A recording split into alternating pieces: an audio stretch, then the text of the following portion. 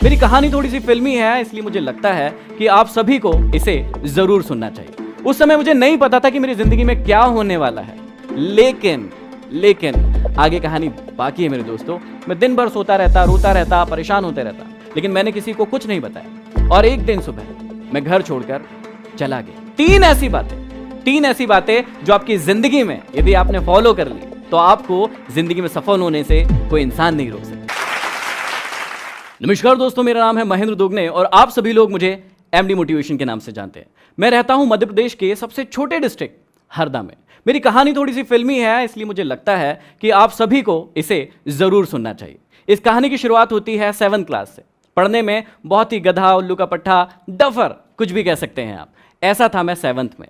जैसे तैसे मैं क्लास पढ़ ही रहा था कि मुझे सप्लीमेंट्री आ गई 7th क्लास में, और उस क्लास को जैसे तैसे मैंने पास किया। आगे मेरी कहानी यहीं रुकने वाली नहीं थी, कहानी की तो भी सिर्फ शुरुआत हुई थी। मैं आगे 8th क्लास को जैसे तैसे पास करके 9th क्लास में पहुंचा, और उस समय एक्सेलेंस स्कूल की शुरुआत हुई थी। उस स्कूल का नियम था कि जो भी बच्चा यहां पर फेल होगा उसे भगा दिया जाएगा। आप जान के आश्चर्य करेंगे कि उस साल, जिस साल ये स्कूल स्टार्ट हुआ था, उस पूरे स्कूल में एक ही बच्चे को सप्लीमेंट्री आई थी, वो था मैं। और आपको उससे ज्यादा जानकर आश्चर्य होगा कि उस साल उस सप्लीमेंट्री की परीक्षा को भी मैं पास नहीं कर पाया। मैं फेल हो गया और स्कूल से मुझे निकाल दिया गया। मैं बहुत परेशान हो गया, मैं चिंतित हो गया, क्योंकि लोग मुझे परेशान करने लगे। मेरे फ्रेंड सर्कल मुझे परेशान करने लगे। जब भी मैं रोड पर जाता था वो मुझे गालियां देते थे, कहते थे अरे देखो फेलियर आ गया, ये तो फेल हो गया था। कागज के टुकड़े फाड़ फाड़ कर मुझ पर उड़ाते थे। मैं बहुत दुखी हुआ, बहुत रोया, और मैंने डिसीजन लिया कि मैं आगे पढ़ाई नहीं करूंगा। लेकिन घर वालों ने जैसे तैसे मनाया कि तुझे फिर से पढ़ना पड़ेगा। मैंने कहा नहीं पढ़ूंगा। उन्होंने कहा कि तुझे पढ़ना पड़ेगा और फिर से 9th क्लास पढ़ना पड़ेगा।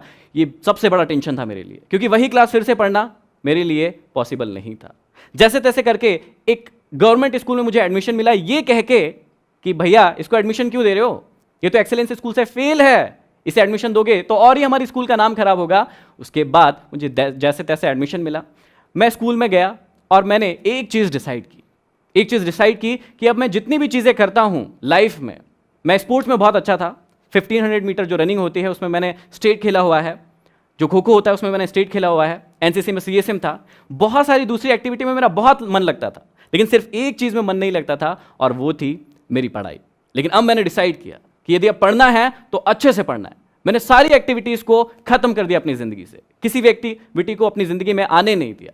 और उसके बाद क्या हुआ, 9th क्लास में मैंने खूब पढ़ाई की, 10th क्लास में मैंने खूब पढ़ाई की, और मैं बना टॉपर उसी स्कूल का जहां पर मैं फेल होकर गया था। तो जहां पर मैं फेल होकर गया था वहीं से टॉपर बना। ये खबर जो है मेरे छोटे से डिस्ट्रिक्ट में हरदा में पूरी जगह फैल गई।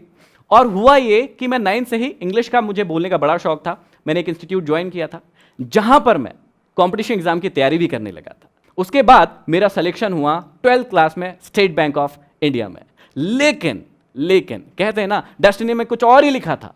उस सिलेक्शन को मैंने एक्सेप्ट नहीं किया। उसके बाद मैंने उस सिलेक्शन को छोड़ दिया। मैं स्टेट बैंक ऑफ इंडिया का जो क्लर्क का मेरा सिलेक्शन हुआ था उसे ज्वाइन नहीं किया। जहां मैं 4 साल से पढ़ रहा था, जहां मैंने सिलेक्शन लिया, उस इंस्टीट्यूट में एक क्लास होने वाली थी जो कि मोटिवेशनल क्लास होने वाली थी। हमारे गुरु हमें सिखाने वाले थे कि मोटिवेशनल स्पीकर कैसे बना जाए, जिंदगी में लीडरशिप कैसे डेवलप की जाए, आगे कैसे बढ़ा जाए। और ये सब सीखने के लिए मैं बहुत ही उत्साहित था, एक्साइटेड था कि बस अब तो ये मैं सीखने वाला हूं। क्लास होने वाली थी शाम को 6 बजे। 10 बच्चे इकट्ठे होने वाले थे, क्योंकि वो टॉप स्टूडेंट्स थे।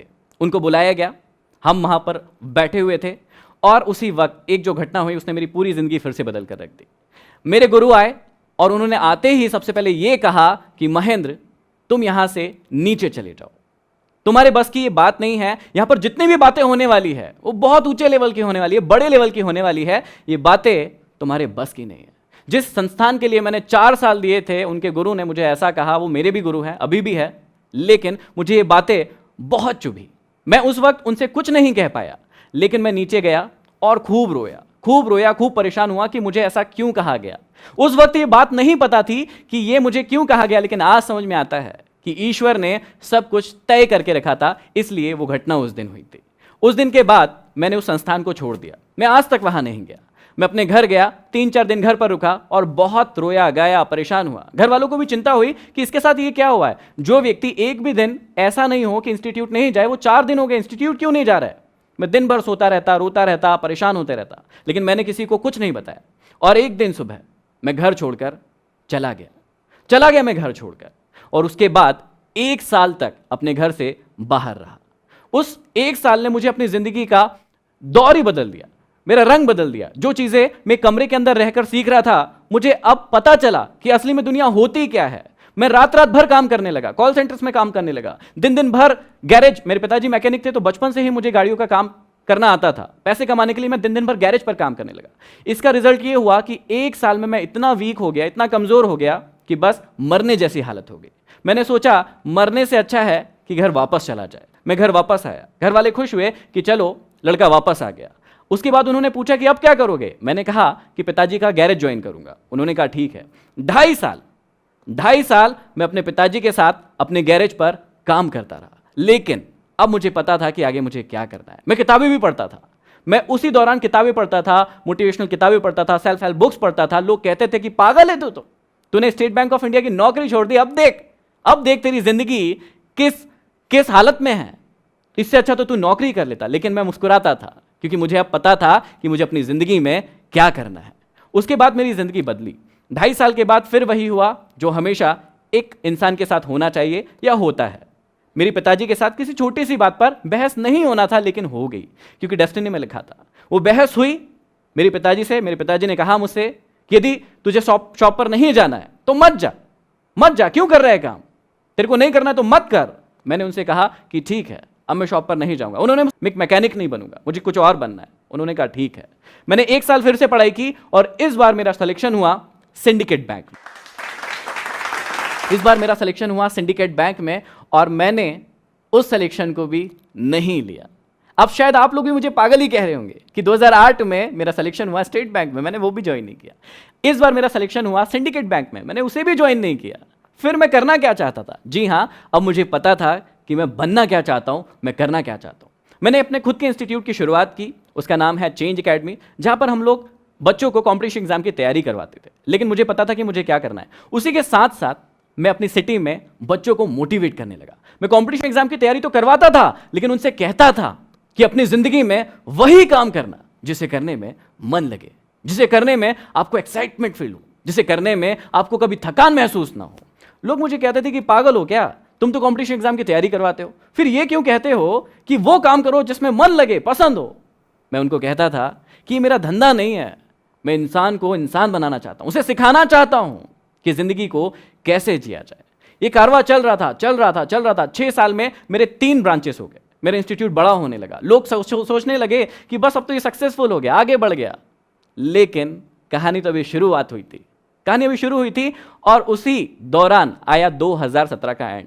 मैं बहुत सारे काम कर रहा था, बहुत सारे टॉक्स ले रहा था, स्पीचेस ले रहा था, लोग मुझे जानने लगे थे। मेरे इंस्टीट्यूट की बहुत सारी ब्रांचेस खुलने लगी थी, जहां पर जिस सिटी में 25 से 30 हजार कमाना भी बहुत बड़ी बात होती है। लोगों को लगता है कि अरे बाप रे, 25 से 30 हजार रुपए कमाता है व्यक्ति। वहां उस सिटी में मैं हर महीने 1 लाख रुपए से ज्यादा कमाता था।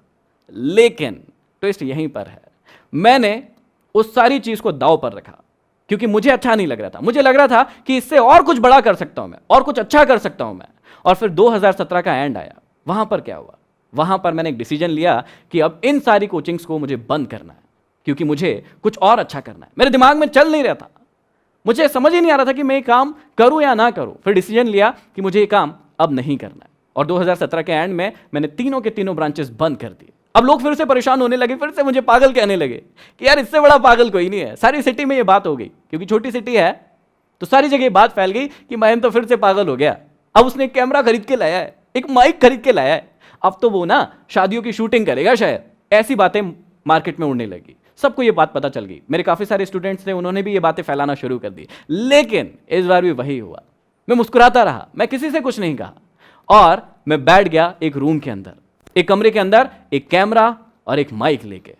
और फिर शुरुआत हुई मेरी जर्नी की। वो जर्नी थी यूट्यूब की जर्नी। मुझे पता था कि मुझे अब क्या करना है। मैं आगे बढ़ता गया। मैंने 4 महीने वीडियोस बनाना शुरू किए। शुरुआत में ये बहुत कठिन होता है, क्योंकि जब वीडियो डालते हैं तो यदि आप यूट्यूब से हैं तो आपको पता होगा कि व्यूज नहीं मिलते हैं, लाइक्स नहीं मिलते हैं, लोग उसे शेयर नहीं करते हैं, बड़ा दुख होता था। लेकिन मुझे अपने आप पर पूरा विश्वास था।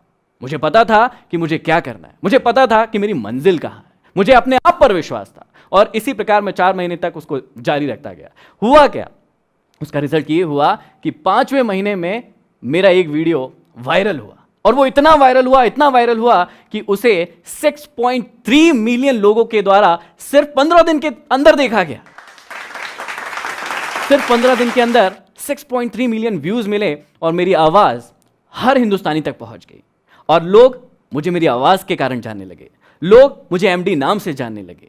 अब यहां पर कहानी रुकने वाली नहीं थी, मैंने और वीडियोस डालना शुरू किया, मैं और पॉपुलर होता गया। मुझे radio station, talk show, magazines, newspaper, सब जगह से ऑफर आने लगे कि हमारे यहाँ आइए, हमारे यहाँ टॉक लीजिए, हमारे यहाँ सेमिनार कीजिए। और इसने मेरी जिंदगी पूरी तरीके से बदल दी थी। जो मैं सपना देखता था, जब मैं आईने के सामने खड़ा होता था, मैं देखता था कि मैं तो हीरो हूं, वही फीलिंग मुझे आने लगी और मैं आगे बढ़ता गया। आप सभी ये जानने के लिए बहुत ही एक्साइटेड होंगे कि एक लड़का जिसे 7th में सप्लीमेंट्री आई, 9th में सप्लीमेंट्री आई, वो फेल हो गया, घर से भाग गया, गैरेज पर काम किया, आज पूरे हिंदुस्तान नहीं और भी कंट्रीज में जाना जा रहा है अपने काम के कारण। तो ऐसी कौन सी सफलता की ट्रिक्स है, टिप्स है, जो आप लोगों को यदि मैं बताऊं तो आप लोग भी अपनी जिंदगी में सफल हो सकते हैं। वही टिप्स मैं आपसे शेयर कर रहा हूं। 3 ऐसी बातें जो आपकी जिंदगी में यदि आपने फॉलो कर ली तो आपको जिंदगी में सफल होने से कोई इंसान नहीं रोक सकता। पहली टिप, हमेशा खुद पर विश्वास करना। हमेशा याद रखना, खुद पर विश्वास करना, क्योंकि कई बार जिंदगी में ऐसा होता है कि जब हम काम करना शुरू करते हैं, फेल होते हैं, गिर जाते हैं, लेकिन कई लोग वहीं पर पड़े रहते हैं। अपनी जिंदगी में सोचते हैं कि मैं आगे नहीं बढ़ सकता, मैं कुछ नहीं कर सकता। मैं आपको समझाना चाहता हूं, मैं आपको बताना चाहता हूं कि जिंदगी में किसी पर विश्वास करे ना करे, लेकिन सबसे पहले खुद पर विश्वास करें। दूसरी टिप्स जो मैं आपको देना चाहता हूं बहुत ही इंपॉर्टेंट है। अपने आप को कभी भी सस्ते में मत बिकने दीजिए। कई बार ऐसा होता है कि हम अपनी जिंदगी में जब एम बनाने के लिए बैठते हैं तो छोटे छोटे से एम बना लेते हैं, सोचते हैं कि ये भी हम कर पाएंगे या नहीं, खुद पर विश्वास नहीं होता है। दोस्तों, मैं आपको समझाना चाहता हूं कि अपने आप को और अपने सपनों को कभी भी लिमिटेड मत कीजिए, उन्हें बड़ा बनाइए और अपने आप को कभी भी सस्ते में मत बिकने दीजिए। और तीसरी और सबसे इंपॉर्टेंट चीज, हमेशा याद रखना, बड़ा नौकर बनने से अच्छा है छोटा मालिक बन जाना। हमेशा खुश रहोगे। क्या आपको लगता है कि लाइफ में सक्सेसफुल होने के लिए डेस्टिनी की जरूरत पड़ती है? यदि आपको लगता है हां, तो कमेंट बॉक्स में कमेंट कीजिए, इस वीडियो को लाइक कीजिए और ज्यादा से ज्यादा शेयर कीजिए, सब्सक्राइब कीजिए। वीडियो के एंड तक आ गए हैं तो मेरी तरह आप भी इंस्पायर जरूर हुए होंगे। दोस्तों, आपको पता है हम सब बड़े सपने देखते हैं, लेकिन हम में से कुछ ही लोग हैं जो अपने सपने को पूरा कर पाते हैं। इस वीडियो के बारे में अपनी राय नीचे कमेंट सेक्शन में हमें बताएं और अपने दोस्तों के साथ ये वीडियो शेयर करना ना भूलें।